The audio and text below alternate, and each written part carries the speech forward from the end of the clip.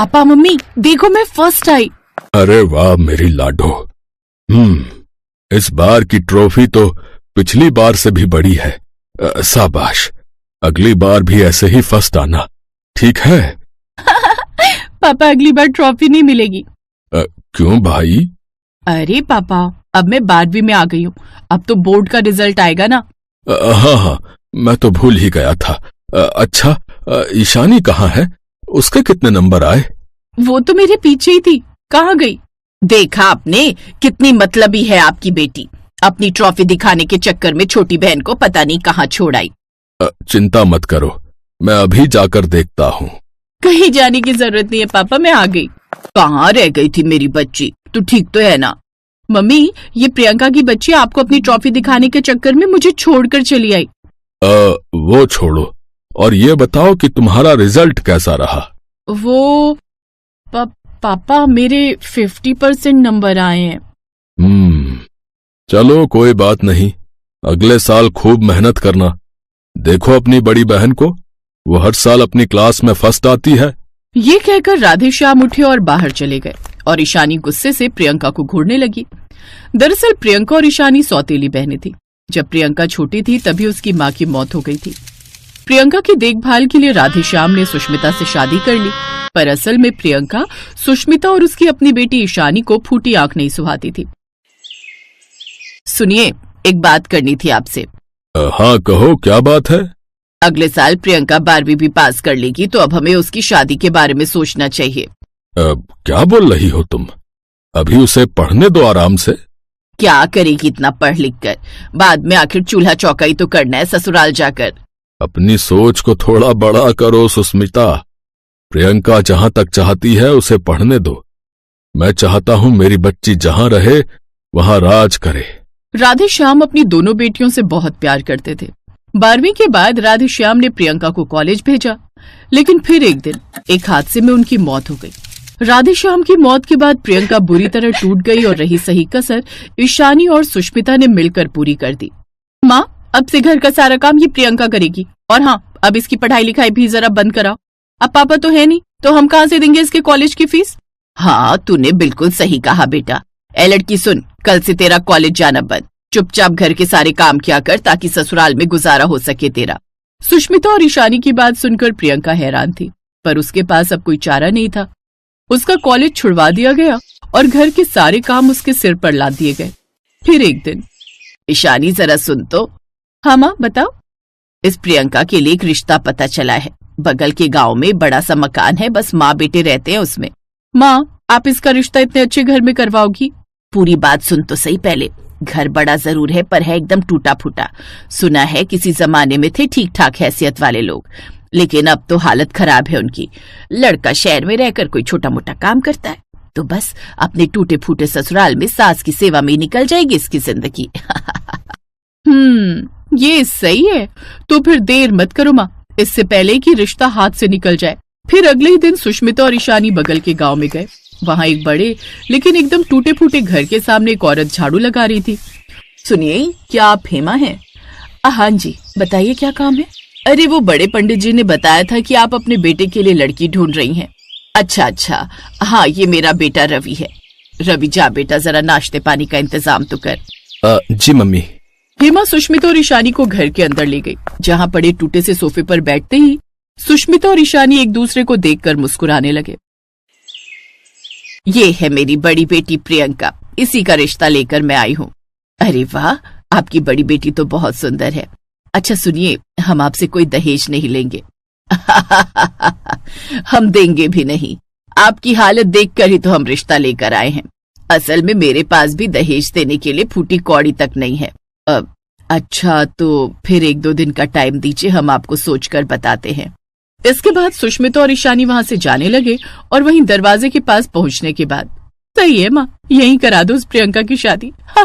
हालत देखिए इनकी, हर सामान टूटा फूटा था, जिंदगी भर रोती रहेगी। हाँ, और दहेज की भी कोई टेंशन नहीं।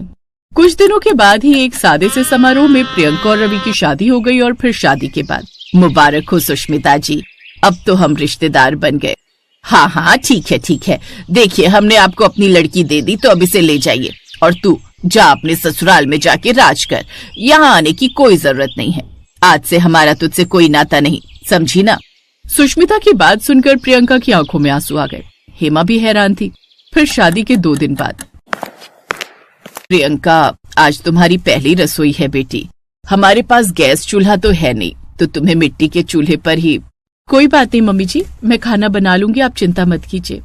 अच्छी बात है बेटा, चलो मैं तुम्हारी मदद करती हूँ। आप रहने दीजिए ना मम्मी जी, मैं सब कर लूंगी। अगर मेरे आने के बाद भी आपको काम करना पड़े तो क्या फायदा। अच्छा, तू कोई जादूगरनी है क्या?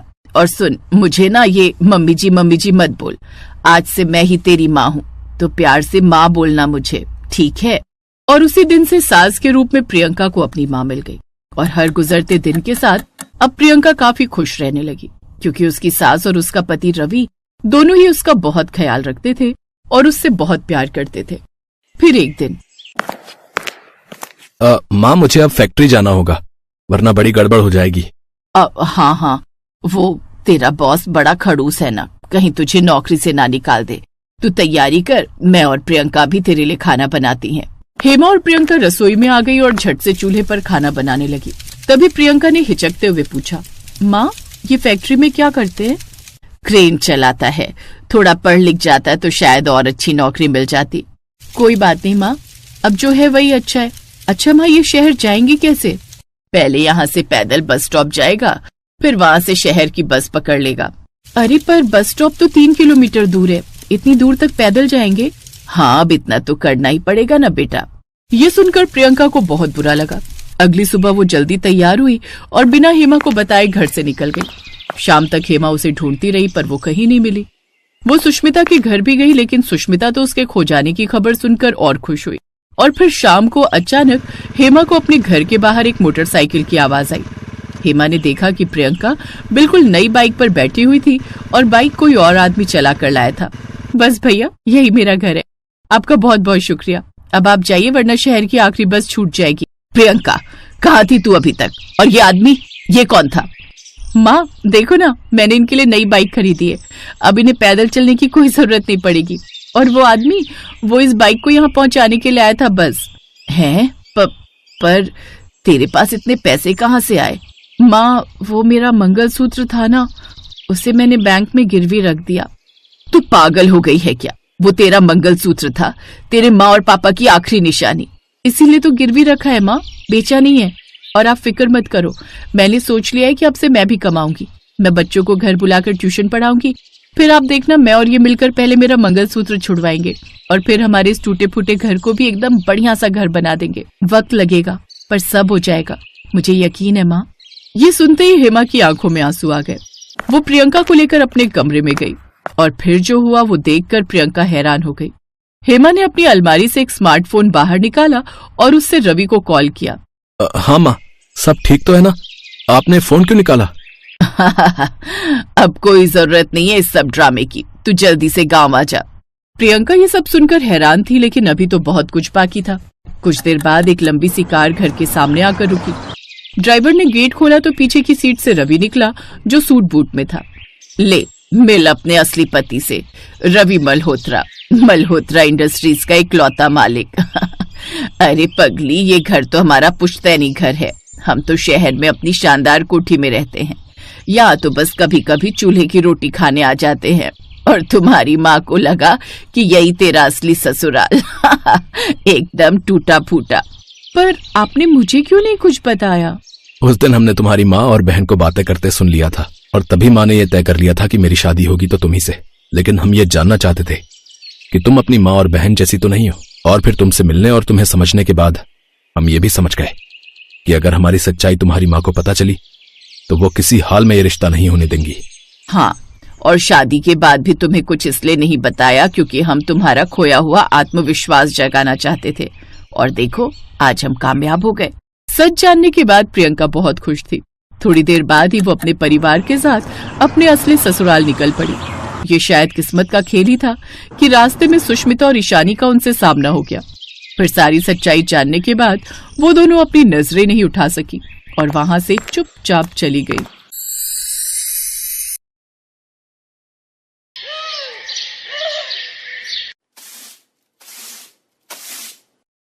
हाय मेरी कमर, मेरी तो किस्मत ही फूट गई। बड़ा घर बोलकर शादी करा दी। यहाँ ना तो कोई ननद है, ना जेठानी और ना देवरानी। सारा काम मुझे अकेली जान पर ही थोप दिया है। और मुझे तो ये समझ नहीं आता कि सिर्फ 3 लोगों के रहने के लिए इतना बड़ा घर बनवाने की आखिर जरूरत ही क्या थी। ये कहानी है पायल की, जिसकी शादी 1 महीने पहले संतोष के साथ हुई। संतोष दुर्गापुर में अपने माता पिता के साथ रहता था। खास बात ये थी कि जहाँ संतोष रहता था उससे बस आधा किलोमीटर दूर ही माँ दुर्गा का एक बहुत बड़ा मंदिर था। लोग दूर दूर से उस मंदिर में मन्नतें मांगने आते थे। संतोष से शादी करके पहले तो पायल बहुत खुश थी, लेकिन जब उसे पता चला कि इतने बड़े घर का सारा काम उसे अकेले ही करना है तो वो चिढ़ने लगी। फिर ठीक उसी वक्त, बहू हो गई झाड़ू। ओहो, अब ये नाश्ते के लिए कहेंगी। मैं तो झाड़ू लगाते लगाते ही थक गई और अब जाकर नाश्ता भी बनाना पड़ेगा। अरे हो गया, बस आ जाओ, नाश्ता कर लो। हैं? अब आपने बनाया नाश्ता? हाँ, आलू के परोठे बनाए हैं। मैंने सोचा मेरी बहू बेचारी सुबह से झाड़ू लगा रही है तो क्यों ना मैं ही नाश्ता बना दूं आज। अरे माँ जी, मैं बना देती ना। क्यों? मैंने बना दिया तो क्या हो गया? चलो हाथ मुंह धो लो और आ जाओ, सब नाश्ते पर तुम्हारा इंतजार कर रहे हैं। अपनी सास की बात सुनकर पायल मुस्कुरा दी। उसने मन ही मन सोचा कि उसकी सास इतनी बुरी भी नहीं है जितनी वो उसे समझ रही थी। फिर खाने की टेबल पर, अच्छा बहू, नाश्ते के बाद तुम मेरे साथ जरा बाजार चलना। अब क्या लेना है माँ जी? अरे वो संतोष के फूफा जी आ रहे हैं अकबरपुर से। अच्छा, किसी खास काम से? नहीं नहीं, वो माता के सामने हाजिरी लगाने आते ही रहते हैं अपने पूरे परिवार के साथ। वो संतोष की बुआ और उनके 3 बच्चे। बस इतने से लोग? पायल लता के साथ बाजार गई और ढेर सारा राशन लेकर आ गई। अगले दिन संतोष के फूफा जी अपने परिवार के साथ आ गए। बेचारी पायल का काम पहले से 3 गुना हो गया। अब वो सारा दिन झाड़ू लगाती और फिर सब लोगों का खाना बनाती। 3 दिनों के बाद संतोष के फूफा जी अपने परिवार के साथ वापस लौट गए, लेकिन पायल को क्या पता था कि उनके जाने के 2 दिन बाद ही लता की बहन का परिवार माता के दर्शनों के लिए आ धमकेगा। हे भगवान, ये घर है या धर्मशाला? जिसे देखो वो मुंह उठाकर चला आ रहा है, वो भी पूरे खानदान के साथ। इनका क्या है, बहू ये बना दो वो बना दो, आफत तो मेरी है ना। पूरे 1 हफ्ते तक लता की बहन के परिवार की सेवा करते करते बेचारी पायल हाँफ गई। और फिर जब वो सब वापस गए तब जाकर लता ने राहत की सांस ली। लेकिन फिर जैसे ही उसने कमर सीधी करने की कोशिश की कि तभी उसकी सास का फोन बज उठा। अरे लता, कैसी हो? नमस्ते मामी जी, मैं पायल बोल रही हूँ। अरे वाह बहू रानी, कैसी हो? अच्छा एक काम करो, लता को बता देना कि मेरे गांव से हम 8 लोग कल आ रहे हैं। बहुत दिन हो गए माताजी के दर्शन किए। दर्शन भी हो जाएंगे और तुम लोगों से मुलाकात भी हो जाएगी। संतोष की मामी की बात सुनते ही पायल बेचारी वहीं बेहोश होकर गिर पड़ी। अगले दिन पूरे 8 लोग पायल के घर पहुंच गए। ऐसा लग रहा था जैसे सब लोग अपनी घर गृहस्थी छोड़कर कहीं तीर्थ यात्रा पर निकले हों। अब तो बेचारी पायल का सारा दिन उन्हीं लोगों के लिए खाना बनाने में लगी रहती। बड़ी मुश्किल से 3 दिन गुजरे। फिर पायल को पता चला कि सारे लोग अगले दिन जाने वाले हैं, तो उसकी जान में जान आई। लेकिन तभी अचानक जोरों की बारिश शुरू हो गई। सुषमा की फरमाइश पर बेचारी लता ने सबके लिए पकौड़े तले और मन ही मन सोचने लगी, हे दुर्गा माता, मेरी मन्नत भी पूरी कर दो, भगा दो इन सबको यहाँ से, वरना मैं भाग जाऊंगी यहाँ से। पायल उन सबको भेजने की दुआ कर रही थी, पर दुर्गा माँ ने तो कुछ और ही सोच कर रखा था। बारिश रुकने का नाम ही नहीं ले रही थी। नतीजा पूरे इलाके में बाढ़ आ गई और अब कोई चाह कर भी कहीं नहीं जा सकता था। माँ जी, रसोई में राशन के सारे डिब्बे खाली हो गए, अब क्या होगा? हैं? ध्यान से देख बहू, कुछ तो होगा। कुछ नहीं है माँ जी, अब हम क्या खाएंगे और क्या खिलाएंगे इस बारात को? ये तो बड़ी समस्या हो गई। चलो रसोई में चलो, करते हैं कुछ। रसोई में जाकर लता ने माँ दुर्गा का नाम लिया और जैसे ही उसने पहला डिब्बा खोला तो वो चावलों से पूरी तरह भरा हुआ था। दूसरे डिब्बे में राजमा भरे हुए थे। अपनी आंखों के सामने इतना बड़ा चमत्कार देखकर पायल का मुंह खुला का खुला रह गया। देखा बहू माँ का चमत्कार, वो भी चाहती हैं कि हमारी ये धर्मशाला कभी बंद ना हो। और अब वो दोनों मिलकर हंसी खुशी सबके लिए खाना बना रही थी।